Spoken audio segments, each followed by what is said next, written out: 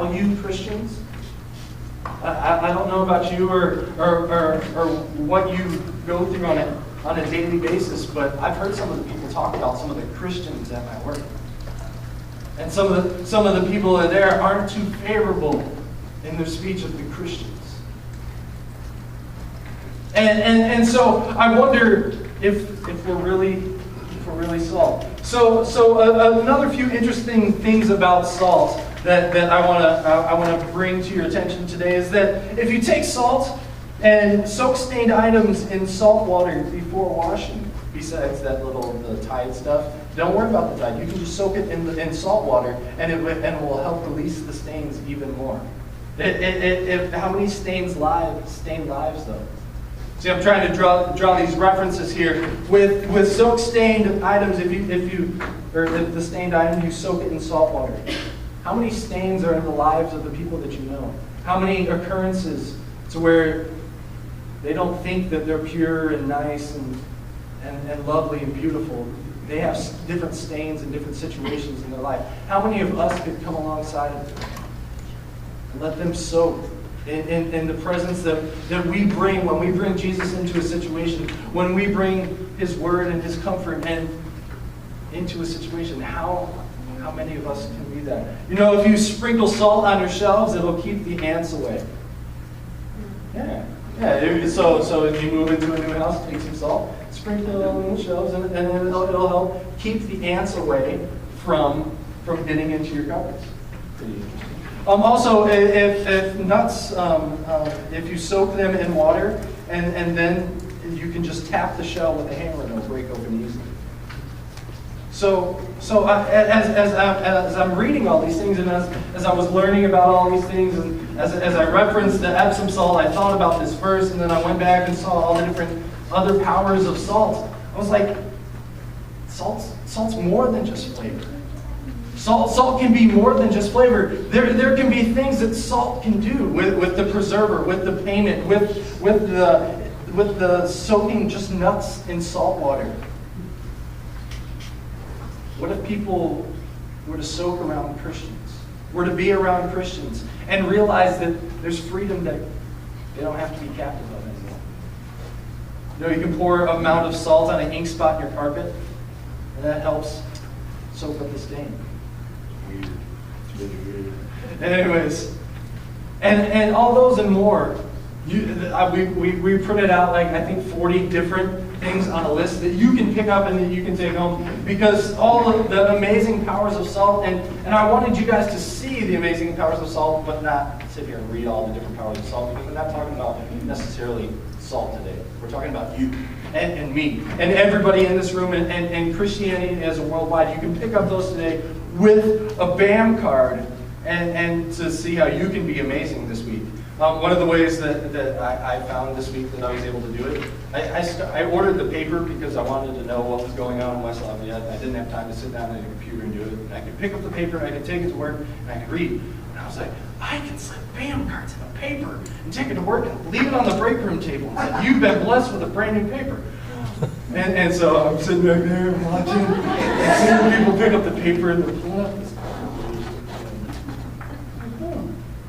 Stick in their pocket. I should go on with the video camera just so you guys can see the reaction. But I wanted you guys to get that printout of the salt thing, because there's different ways that salt reacts, and more than just flavor, more than just payment, more than just a preserving agent. As many of us know, and as many of us are, I'm sure, looking forward to winter, salt breaks up these walkways that we walk on every single week, and instead of slipping. But how many hard hearts are there out there that we can take our salt to, and the life that God has given us to break down these situations? So here we are. We've looked at what salt is. We talked all about salt last week, and you guys admitted that you are the salt of the world. And remember how I said that I love salty snacks? There's that saying, though, that says that you can't get too much of a good thing. I think that saying's wrong.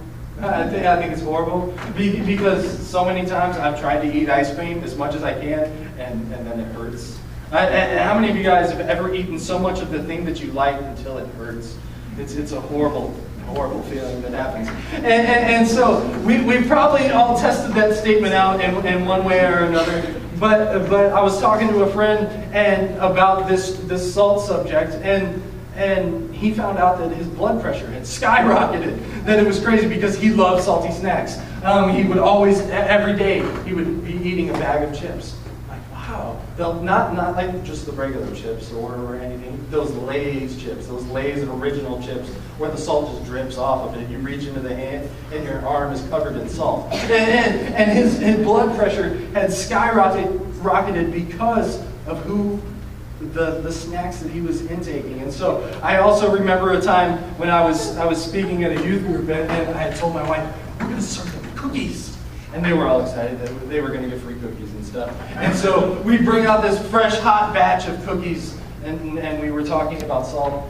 And we talked about the ingredients being switched. And she had switched the amount of sugar that was supposed to be in for the amount of salt. As you can imagine, those were some quite tasty cookies. And they never trusted anything that I fed them ever again. And those were some nasty cookies. And so in this too much of a good thing, sometimes there's Christians, I think, that can be too salty, well-meaning, add flavor, but really just unplateable. Really can't eat that cookie. But today, Jesus talks in the scripture. He says, you are the salt of the earth, but if the salt loses its saltiness. Just as we discovered that the people that were there in the audience knew that there were two different types of salt, the sodium chloride and then as well as the Dead Sea salt. You guys know that the Dead Sea salt now, that type of salt could lose its flavor. And the way that it lost its flavor was from overexposure. Overexposure to the elements. Overexposure to the earthly elements that were there, that were a part of the earth. There was the overexposure to the air, the overexposure to the rain, and the humidity in the air would literally zap the salt out of the salt block. And although it looked the same, although people would go and they would grab it and try to use it the same way, the flavor wasn't there. The preservatives weren't there. So there's the overexposure. And then there's one thing. When I grew up, I sang a lot in like the show choirs and the choir competitions in the district and the state.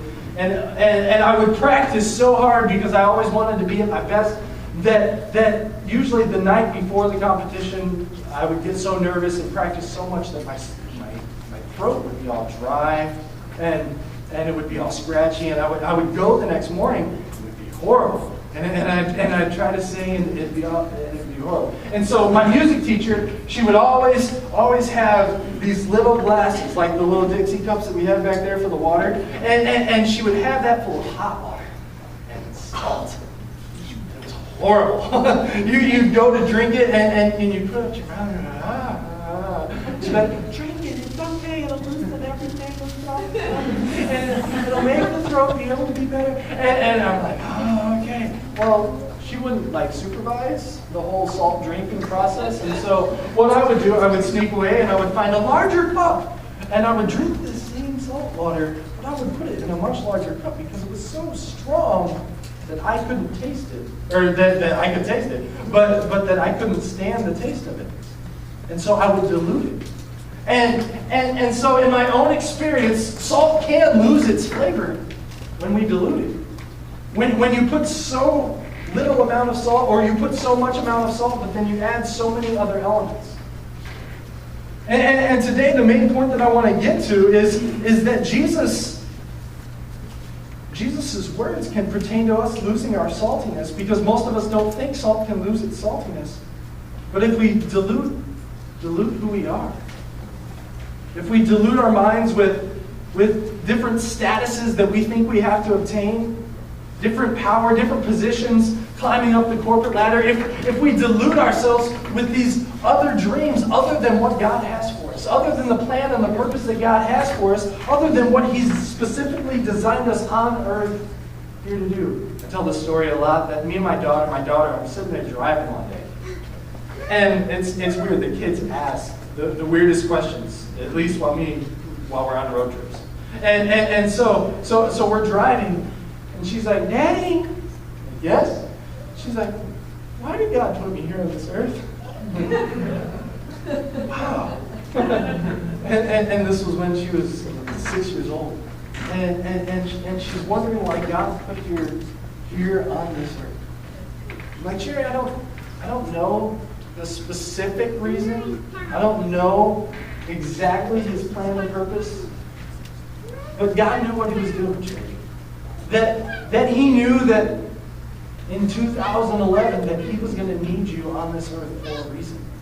And that there's people that need to know him, and there's a specific design and a plan for your life that he has for you. And he wants to see you fulfill it.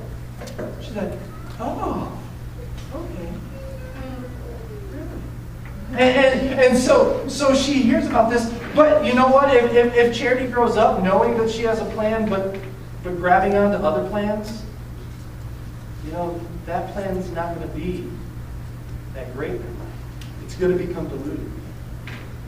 And I think we do that so many times. We focus on our lives and we focus on ourselves where we want the bigger houses, where we want nicer cars, where we must have the newest trend or the newest clothes or the newest boots or shoes or whatever. And we grab all these things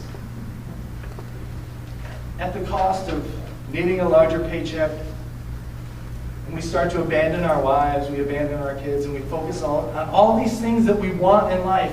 All these things that we feel that are going to make us happy if we have this newest technology. We need this. I need the newest iPad. I not just God, I have it. And we just work with everything that we are just to grab hold of it. And all the while we're diluting the salt we have in our lives. All the while we're forgetting the plans and the purpose that God has for us. Instead of going to him first and saying, God, what does my life need to do? What does it need to represent? Who do I need to be? God, I need to look towards you each and every day to find out what I'm supposed to be today. Instead, we wake up and we jump on that brand new fancy iPad that we have and like, oh, what's my status on Facebook? Did anybody comment on my notifications? Come on.